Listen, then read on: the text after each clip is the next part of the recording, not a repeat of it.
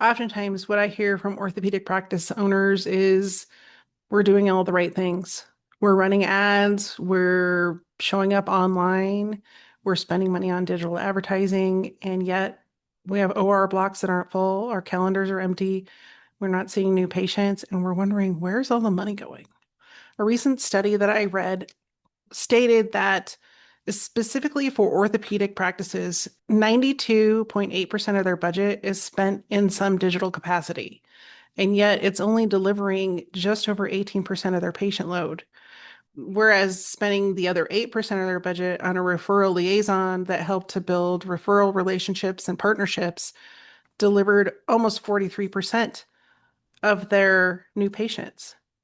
It seems like the spending is a little bit inverted there. And I have to ask, at what point did someone give the buy off to spend 92% of your budget on tactics that aren't working? And even more so, why aren't they being held accountable? Because if only 18% of your patient growth is coming from 92% of your investment, I don't know about you, but if that were my personal budget, I would have some very big questions for the people spending that money. If we haven't met yet, I'm Alisa Conner, and I show up every week to help specialty medical practices and professional service organizations grow without outspending their competitors, but instead delivering and building patient and client relationships that your patients and clients can't wait to tell others about. So, if you're a typical practice or business for that matter, you have likely just continued to add tactics to your repertoire, whether that's creating blog posts or a newsletter, or you're participating in different sponsorships for your community, or maybe even digital advertising. And most often, this is where I see the bulk of budgets go. Yet, nobody has ever stopped to take inventory on all of the things you're spending money on to see if they're actually driving people through the front door to book appointments. Most often, they're not. Or if they are, the effect is minimal compared to the other ways that your practice is receiving referrals and patients. Typically, if you work with an agency or you have an in-house marketing department, their answer is going to be, we just need to spend more. And I've heard this over and over again. If we just spend more on ads, we'll be able to compete better because we'll be able to put more ads out there. That may have worked 10 years ago, but the reality is that most audiences are added out. If you think about your online experience, how many times do you watch a YouTube video and sit through the entire ad? Or is your finger hovering over the skip button to hit it as soon as that 5 seconds is up? If the latter is you, you're not alone. So, in what world do you think other people want to look at your ads or interact with your ads? Probably slim to none, especially when it comes to something as vital as a health decision. They're likely not going to make a decision to come to your practice based on online advertising, especially if there's no plan behind it to lead them into some sort of nurturing opportunity where they get to know you and build trust with you and your practice. The other thing that I see with practices is they only start to run ads or up their marketing ante for that matter when things slow down. But at that point, it's too late. Like any type of marketing or advertising you do takes momentum. So if you just push pull, stop start your marketing budget into these different tactics, and then you're sitting there holding the bag wondering why nothing is working, that's exactly why it isn't working. Because there's no plan in place to ensure that things are prepared for and taken care of when times slow down.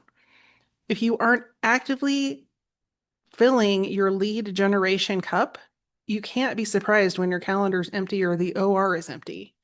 You haven't put any time, attention, or planning into ensuring that new patients are showing up to fill those slots. It doesn't matter which of these tactics you implement if there's no plan or strategy in place to track what each one is doing and delivering. And most often, what I find in specialty medical practices, specifically orthopedics, is that's the exact structural challenge that they're all facing. They're investing in all the right things, or so it seems. But at the end of the day, no one can tell you 25 patients came from that Facebook ad. All your agency can tell you is, oh, we had 9,000 impressions and 12 people clicked it. Recently, in my free time, I was clicking on ads on Facebook just to see what happened when you clicked on them, specifically for orthopedic practices. 9 out of 10 ads that I clicked on went to some random page. It didn't lead to a booking page. It didn't lead to, hey, fill out a form.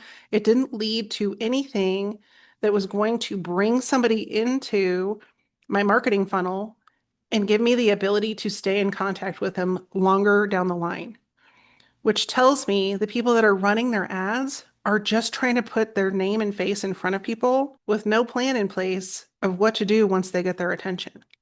And that's not only leaving money on the table, but that's leaving potential patients that you could be helping out in the cold. The root of the problem is there's no metrics in place to track actual tactics to patients coming in the door. And I've been met with so much resistance about this. Like, there's no way to track it. And the reality of the situation is everything you do can be tracked if you have a process and system in place to do so. And you train your team to help with that tracking mechanism. But if nothing has ever been set up and you just keep doing things the way you've always done them, you're going to continue to spend 92% of your budget on not getting new patients through the door. That's the equivalent of opening up the window while you're driving down the freeway and throwing money out the window and hoping that whoever sees it stops, picks it up, and follows you to the office. That's completely unrealistic, but that's what you're doing with your marketing budget. There are 3 specific structural gaps around patient growth that create revenue leaks in practices. Let's dive into those next. The first is there's no closed loop on the activities you're doing. In other words, your agency might come and say, hey, we have a click-through rate of 900 people per day clicking on this ad. That's fantastic. It's performing really well. But if they click on that ad and they never move to scheduling a call, or the next call to action within that ad doesn't lead people directly into the office in some way, shape, or form, is that really a success? But no one's measuring it. No one's stopping and saying, wait, we're not measuring the right thing, or we're not measuring at all. Versus word of mouth referrals or professional referrals coming in that you just hope happen and are pleased when they do. Wouldn't it be more safe to say that we need to create a process around both of those tactics to ensure that, one, they're working, and two, that they run seamlessly and smoothly so that we can amplify it beyond our current partners and referral networks, which leads me directly into structural gap number 2. Most referral partners and word of mouth referrals are just a hope and pray basis. You put your name out there, you call your referral partners once in a blue moon just to make sure that they know you're still in existence, but there's no intentional process around your professional partner relationships. So whether that's physical therapists or PCPs or your urgent care referrals or whatever those partnerships might look like, it's just well, we hope they send somebody our way. But if there's no intention or process behind not only tracking who is sending referrals and who's converting into patients, but also how you're managing to stay top of mind with them, you're not only losing out on potential referrals, you're diminishing the relationship and showing up like everyone else that wants a referral does with them. Whereas if you create a structurally sound process and system behind those referrals, the chance that they're going to remember you increases substantially, and it also gives you the opportunity to track exactly who's sending people to your office so that you can thank them appropriately and spend more time and energy on those relationships. And then the last piece of this puzzle is long-term patient care. And chances are pretty high that if you have somebody that has come through your office and had a surgical appointment, they're going to need follow-up care. But they don't necessarily have to choose your practice for that follow-up care. And chances are pretty high that if they come through a referral partner, whether that's a primary care physician or one of your other referral partners, they're going to stick with you through physical therapy, injections, and all of the other things that you offer. But if they come from a Google ad, they may just use Google to find the next piece in their puzzle. So building those strong relationships and having a plan in place for ongoing care and how to ensure that your patients are going to continue working with you and that they don't have a bad experience along the way, it ensures that your revenue goes beyond the initial visit. So let's shift this thought of investing in marketing on its head and instead start thinking about surgical pipelines that come into your office. And if you're a medical professional and be like, you may be thinking to yourself, I don't need to think about pipelines. I'm a doctor. But if you want to grow your practice and your revenue, pipelines are the fastest way for you to do that. When you have pipelines in place and you know exactly how people are coming into your practice and which of those pipelines is feeding your new patients and ongoing patient revenue, it makes it much easier for you to determine what to continue to invest in and what not to, or what to give a little bit more attention if for some reason that isn't performing as effectively as some of your other pipelines. But if you don't have a pipeline set up for each of the main functions in your office and nobody's monitoring it, you're not going to know what's working, what's not working, what's fixed, and what's broken. So the first things you can look at when creating those pipelines is the different avenues that you're receiving referrals. And that could be word of mouth from patients, family, or friends. It could be professional partners that you have referral relationships with. And it could be also online tactics and activities, as well as what you're doing to plug into the community. Those are all different pipelines. But in addition to that, you also need to think about where people are coming in at stages of your business. So, for example, you may have a physical therapy section of your business. Are you monitoring, tracking, and do you have a system in place that watches those patients to ensure that they are moving forward and getting the care that they need? Are they just doing physical therapy and then the physical therapist then refers them back to the surgical part of your office, but nobody ever follows up with them? So then they go and find someone else? Or is the physical therapist intentionally walking them through the process to ensure that they're getting the care that they need? I know from personal example, I went to multiple physical therapists for my ankle injury.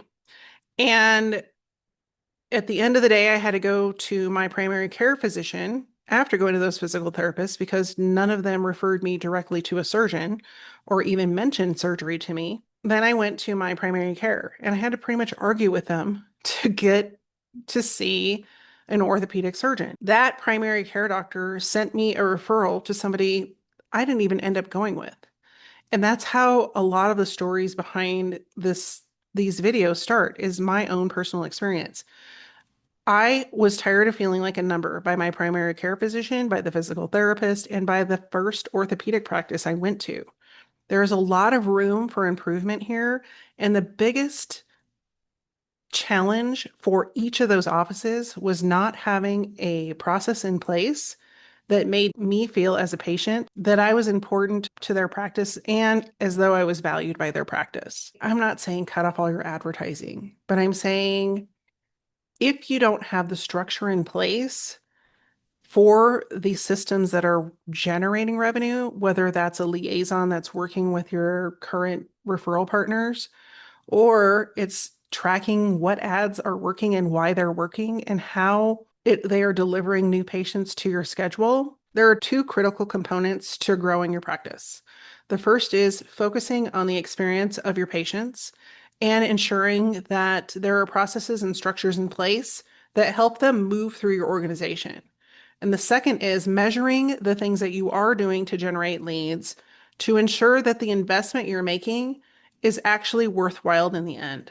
Because if not, then you need to reallocate and rethink through the strategies you have in place. Let's use that as an example. So last quarter, you spent $40,000 in ads. That $40,000 generated 120 leads. We're going to call them leads loosely.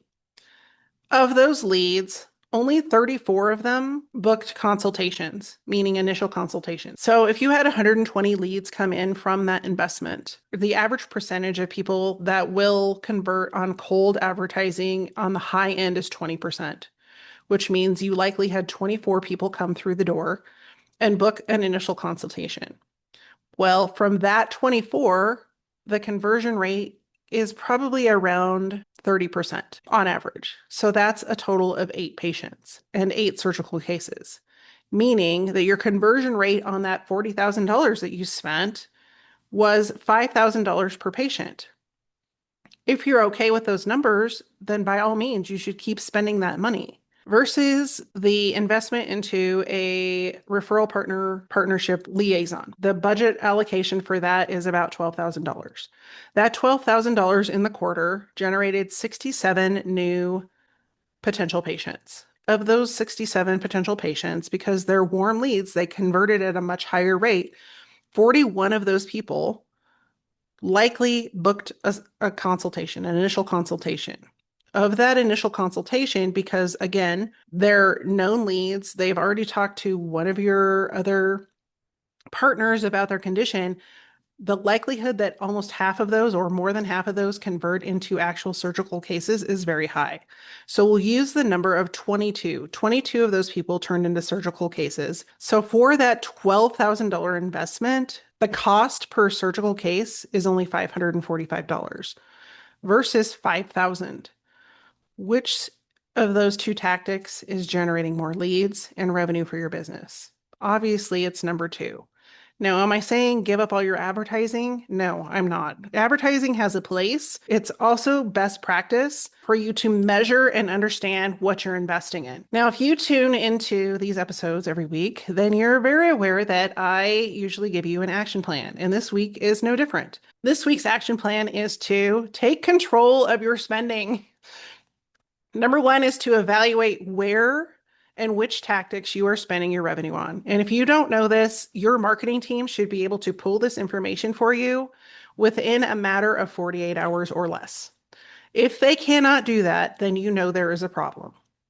If they need the information to come from your agency or they need input from your agency should also be able to report that information to you in no more than 48 hours. If that's not the case, then you know you have a bigger problem. Step number two is to look at the numbers they give you and have them directly align the amount of money that they've spent on whatever tactic it might be to the number of patients that have shown up in your office. If they cannot make that connection, you know that there's something broken in the system and you need to address how they're going to handle it going forward. If they don't have a plan for that, then you know you have a challenge you need to overcome.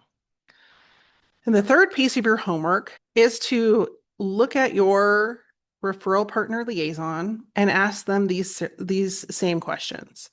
And if that person is under your marketing department, then they should have a line item that shows exactly how many patients were generated in the last quarter, the last year, whatever you want to measure for their activities as the liaison. And if that number is not where you need it to be or where you want it to be, then there needs to be some discussion about how that process needs to change or how much attention is being given to that process and how to amplify what you're doing that is working. Those are some hard pieces of homework, but those are the things that will move your practice forward and also help you take control over the consistency of patients coming in your office. Number three is to do an evaluation of the times of your office where things are less busy versus the times that you are overwhelmed.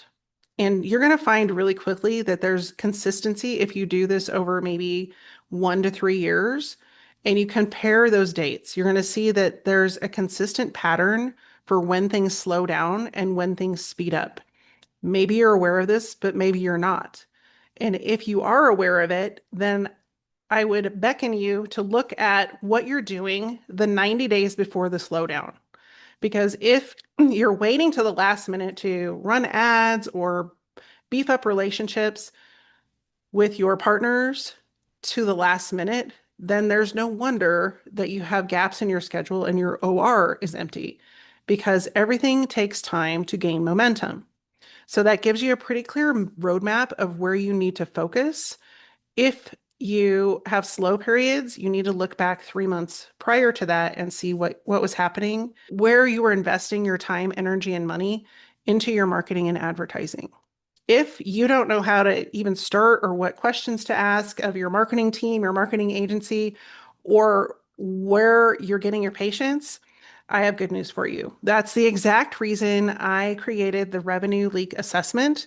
And it is a 15-minute assessment where I sit down with you and your team and we look at what you're doing. And I give you the top 3 places that you're leaking revenue and some quick fixes on how to stop the revenue leaks so that you can increase profit and growth. If that's something you're interested in, the link to participate in that assessment is below this video. You just click the link and schedule a time on my calendar and we'll make it happen. In the meantime, thanks for joining me this week. If you found value in this episode, I would love for you to share it with someone else who would also get value from the episode. And if you're on YouTube, I would love for you to hit the like button because I love it and so does YouTube. Until next week, stay safe, be well, and I'll see you soon. Take care.